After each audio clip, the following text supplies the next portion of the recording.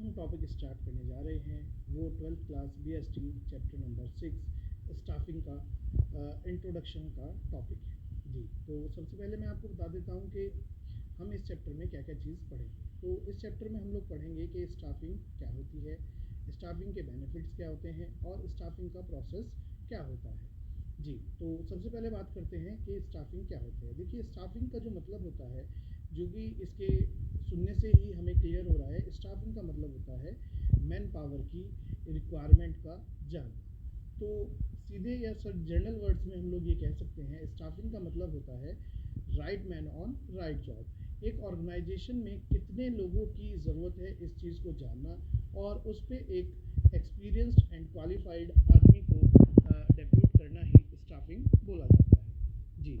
तो स्टाफिंग को करने का हर एक ऑर्गेनाइजेशन का ये उद्देश्य होता है, यानी कि ये ऑब्जेक्टिव होता है कि एक ऑर्गेनाइजेशन चाहे कितनी भी सक्सेसफुल हो या कितना भी प्रॉफिट अर्न करती हो एक साल में, अगर उसकी जो मैन पावर है वो कॉम्पिटेंट नहीं होगी, यानी कि अगर वो लायक नहीं होगी, तो वो ऑर्गेनाइजेशन जो है लंबे समय तक सर्वाइव नहीं कर पाएगी एक कॉम्पिटिटिव मार्केट में। तो इसलिए एक ऑर्गेनाइजेशन को right man on right job यानी कि स्टाफिंग को करना एक बहुत ही डिफ़िकल्ट टास्क होता है और एक इम्पॉर्टेंट टास्क होता है।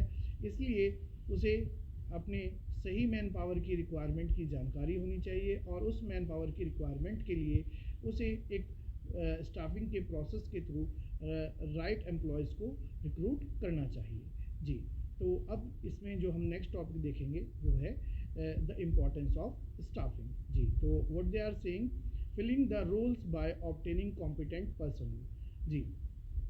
तो ये क्या कह रहे हैं इम्पोर्टेंस में जैसे कि मैंने आपको बताया कि सही मैन पावर की रिक्वायरमेंट को एक ऑर्गेनाइजेशन को जानना चाहिए, और उसे जानने के बाद, उसे फाइंड आउट करने के बाद उस पर जो स्किल्ड और एक्सपीरियंस्ड एम्प्लॉय हो उन्हें रिक्रूट कर लेना चाहिए।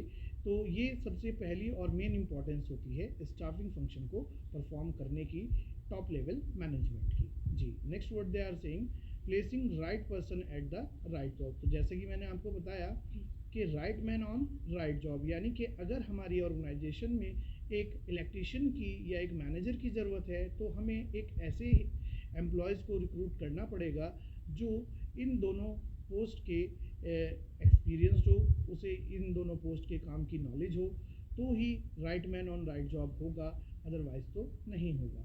तो स्टाफिंग की हेल्प से हम एक कॉम्पिटेंट एम्प्लॉय को रिक्रूट करते हैं और उसे उसके काम पर डेप्यूट करते हैं जी। तो ये इसलिए इसकी एक इम्पॉर्टेंस है। Next word they are saying growth of enterprises ji.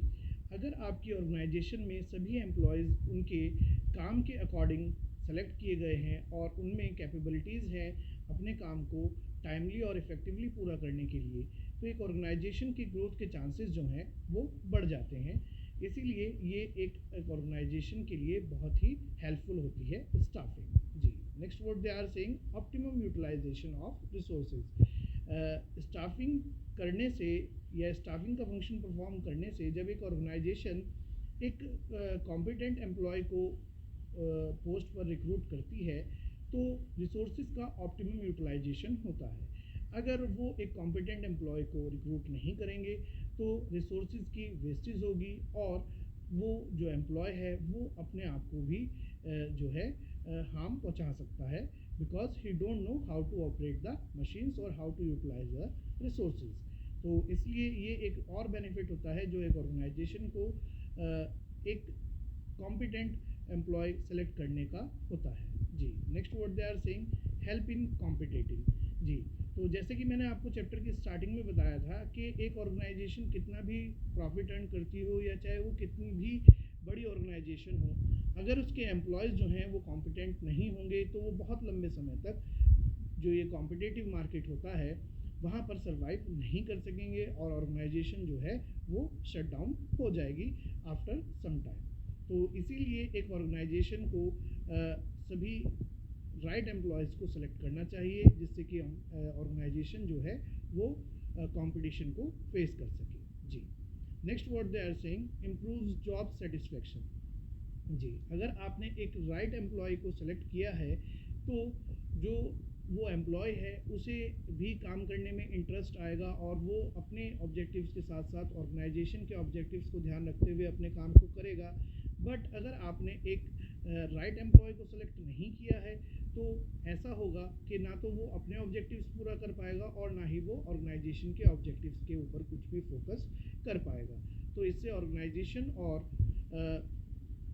Employ दोनों को नुकसान होगा और एम्प्लॉयज़ की इस गलती से ऑर्गेनाइजेशन अपने जो ऑब्जेक्टिव्स है उन्हें अचीव नहीं कर पाएगी। तो इसलिए इससे क्या होता है कि अगर आपने right man on right job किया है तो एम्प्लॉय और ऑर्गेनाइजेशन दोनों को बेनिफिट होता है। जी, तो इस तरह से मैंने आपके सामने स्टाफिंग के क्या क्या बेनिफिट्स होते हैं एक ऑर्गेनाइजेशन को, ये मैंने आपके सामने डिस्कस कर लिया है।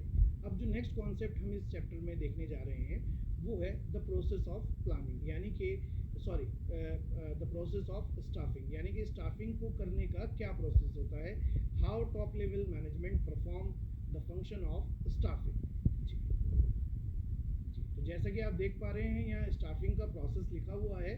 प्रोसेस का मतलब मैंने आपको पहले भी बताया है, अभी दोबारा से मैं इसे रिपीट कर देता हूँ। प्रोसेस का मतलब होता है the step which management has to perform while doing a particular function, यानी कि किसी भी काम को करने के लिए जो हमें स्टेप फॉलो करने होते हैं उसे प्रोसेस कहते हैं। तो स्टेपिंग को भी परफॉर्म करने के लिए एक ऑर्गेनाइजेशन के टॉप लेवल मैनेजमेंट को ये 5 स्टेप जो हैं वो फॉलो करने होते हैं।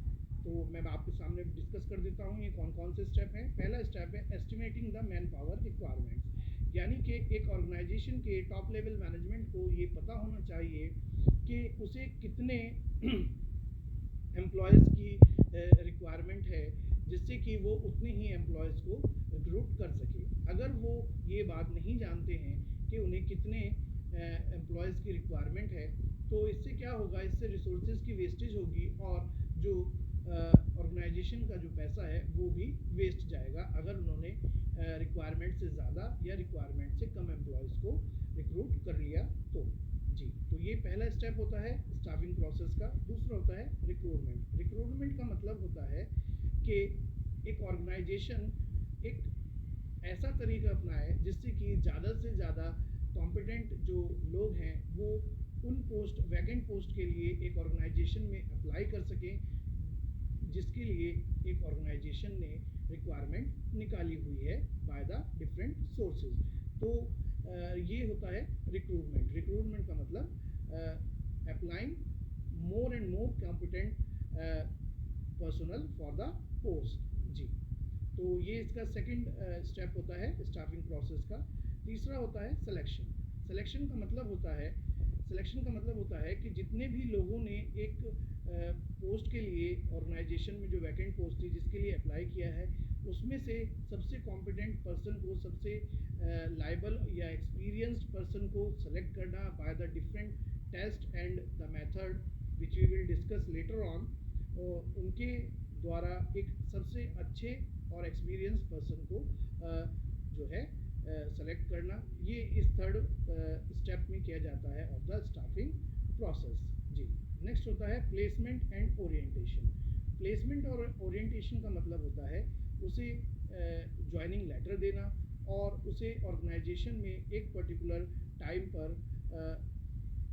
एम्प्लॉय के तौर पर उसके बाकी जो कलीग्स हैं उनसे इंट्रोड्यूस कराना। ये इसका स्टाफिंग प्रोसेस का फोर्थ स्टेप होता है। ओरिएंटेशन का मतलब होता है इंट्रोडक्शन कराना। जी, नेक्स्ट होता है ट्रेनिंग एंड डेवलपमेंट। अब हर एक ऑर्गेनाइजेशन का जो इन्वायरमेंट होता है वो अलग अलग होता है। जी, और अलग अलग होने की वजह से एक एम्प्लॉय कितना भी एक्सपीरियंस्ड ना क्यों ना हो उसे कुछ ना कुछ बेसिक ट्रेनिंग ज़रूर दी जाती है जिससे कि वो उस ऑर्गेनाइजेशन के इन्वायरमेंट को समझ जाए। तो ये ट्रेनिंग और डेवलपमेंट के प्रोग्राम इसलिए किए जाते हैं जिससे कि वो एक ऑर्गेनाइजेशन के इन्वायरमेंट को अच्छे तरीके से समझ सके, या बिजनेस एनवायरनमेंट जो डायनेमिक होता है नेचर में उसमें टाइम टू टाइम चेंजेस होते रहते हैं। उन टाइम टू टाइम चेंजेस से एम्प्लॉयज़ को अवेयर कराना या न्यू एम्प्लॉयज़ को अवेयर कराना भी ट्रेनिंग और डेवलपमेंट का मेन मोटिव होता है। और ये फिफ्थ और लास्ट जो स्टेप होता है स्टाफिंग प्रोसेस का। तो इस तरह से मैंने आपके सामने स्टाफिंग क्या होती है, स्टाफिंग की इम्पोर्टेंस क्या होती है और टॉप लेवल मैनेजमेंट कैसे स्टाफिंग फंक्शन को परफॉर्म करता है, ये मैंने आपके सामने डिस्कस कर दिया है।